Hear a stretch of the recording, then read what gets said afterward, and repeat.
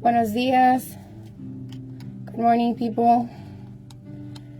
Es domingo, jueves 29 de junio. Y estamos a 2 días de terminar nuestro reto. Estoy aquí, llegué un poquito tarde hoy. Aquí tenemos lo que les dije que usamos, el aparato que utilizamos para traducir, la cabina de traducir. Ya que tenga poquito más de tiempo, quiero venir y decorar y agregar unas cosas aquí. Y entonces tenemos 10 minutos en lo que inicia el mensaje de Pastor Wally. Entonces les voy a hacer lo que es la lectura de Proverbios rápidamente. Proverbios 29 no trae muchos versículos, es un capítulo más pequeño, solo trae 27. Y este viernes me regalaron esta Biblia en español. Estas Biblias nosotros las tenemos aquí en la iglesia. Es la versión Reina Valera, King James Version, en español. Por si alguien necesita una Biblia, nosotros se las podemos dar aquí en la iglesia. Avísenos.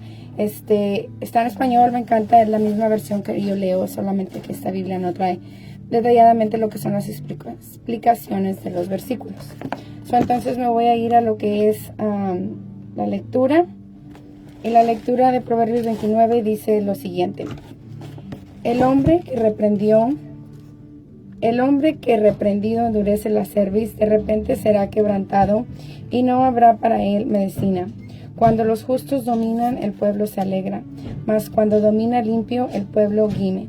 El hombre que ama la sabiduría alegra a su padre, mas el que frecuenta rameras perderá los bienes.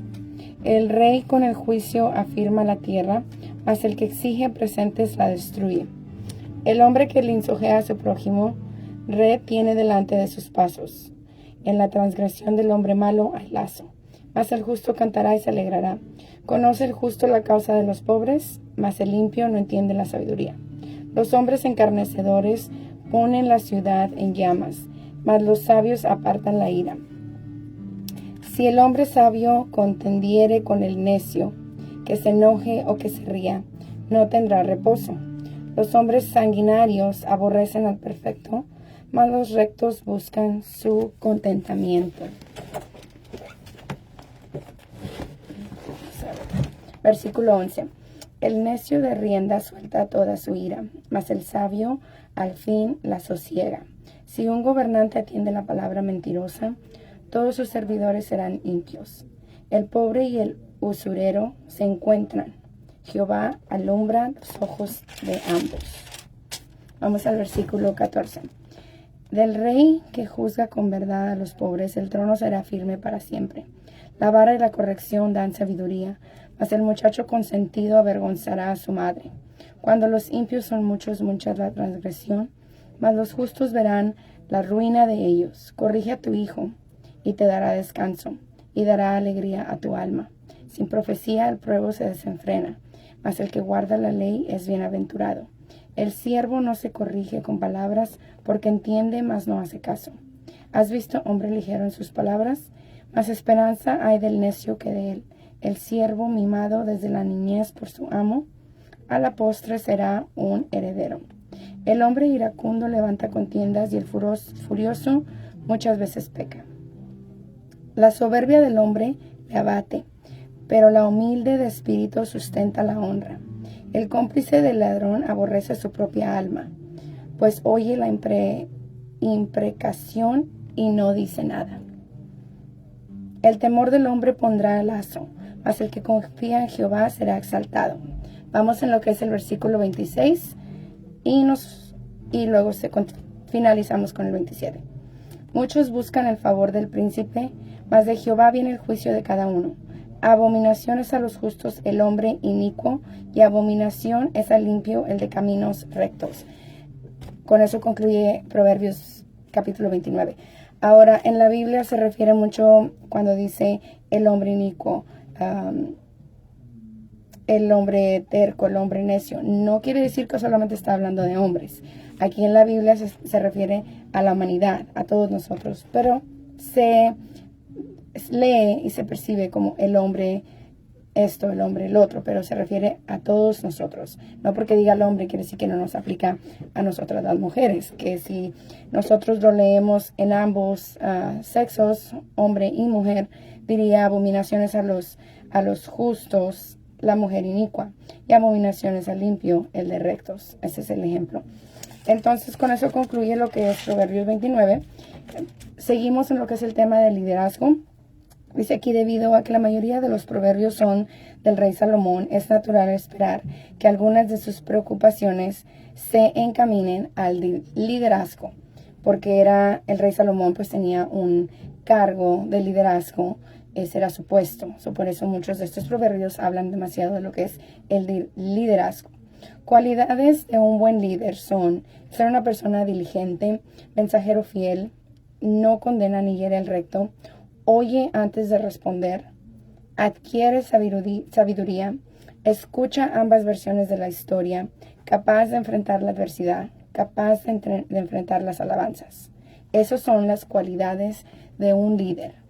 ¿Y qué sucede? También aquí nos explica qué es lo que sucede cuando no hay un buen líder.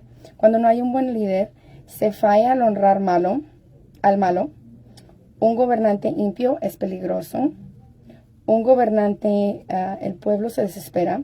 Un gobernante impío tiene servidores impios. Otros versículos para estudiar, y nos da otros versículos para estudiar aquí. Hay 4 puntos que suceden cuando estamos bajo un liderazgo equivocado. Y eso lo podemos notar en demasiados aspectos. Entonces esos puntos hay que notar. Ahora, ¿qué sucede cuando muchos de ustedes que tengo aquí en las redes sociales tienen un negocio? Ustedes son líderes.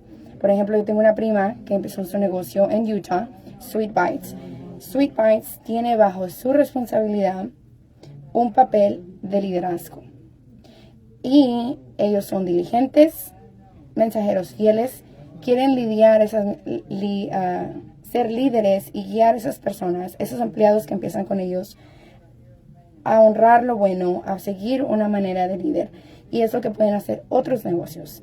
El liderazgo que hay en los negocios significa mucho a qué tanto avance va a dar el negocio. Liderazgos en la iglesia tiene que ver mucho en qué manera, cómo va a funcionar los eventos, cómo va a funcionar la congregación.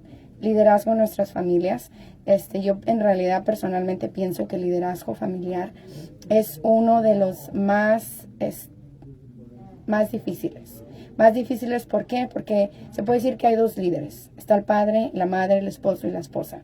En muchos casos solamente hay un padre o una madre.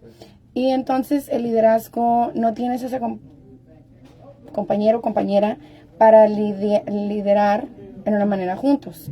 Y es un poquito más difícil porque ahí en ese liderazgo está la responsabilidad de la vida de nuestros hijos. En qué manera los vamos a guiar, qué tipos de líderes somos. Ahora, nosotros vamos a ser líderes de la mejor manera posible, como nuestros padres lo fueron con nosotros.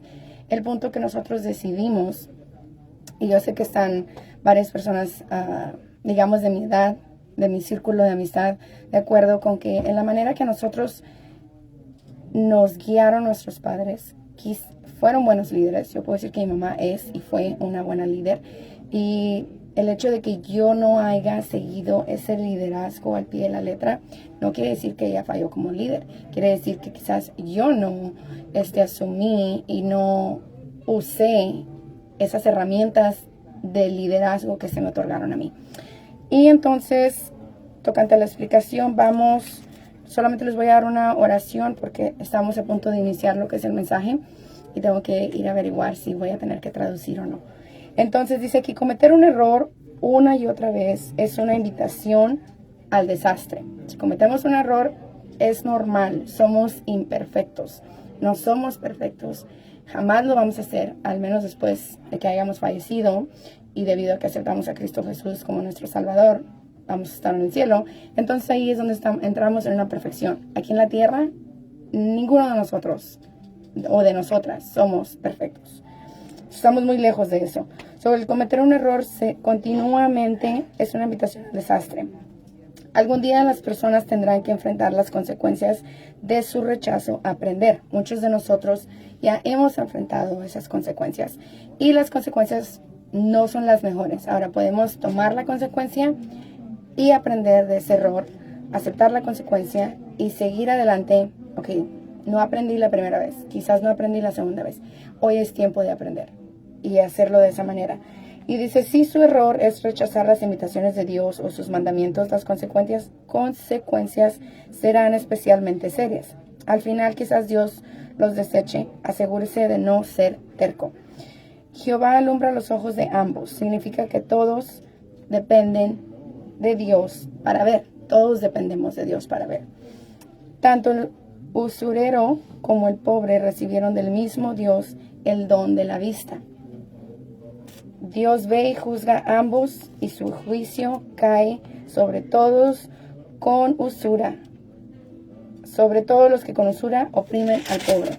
Dios creó al pobre, al rico, y Dios nos dio la bendición de la vista a los dos. Así como yo soy una persona económicamente pobre a los ojos de muchas personas, no estoy al nivel económicamente de gente que es considerada económicamente rica. De igual manera, los ojos de esa persona funcionan igual que los míos. Los ojos que a mí me dio Dios, la vista que me dio Dios, se los otorgó a esa persona.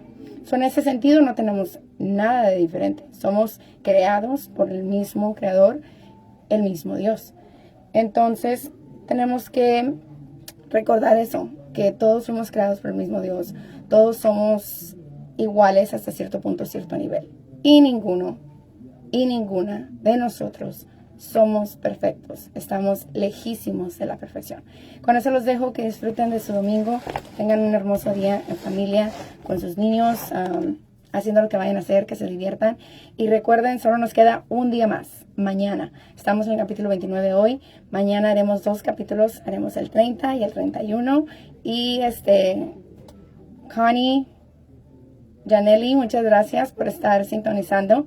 Muy buenos días a todos los que sintonizaron. Se los agradezco. Hasta luego.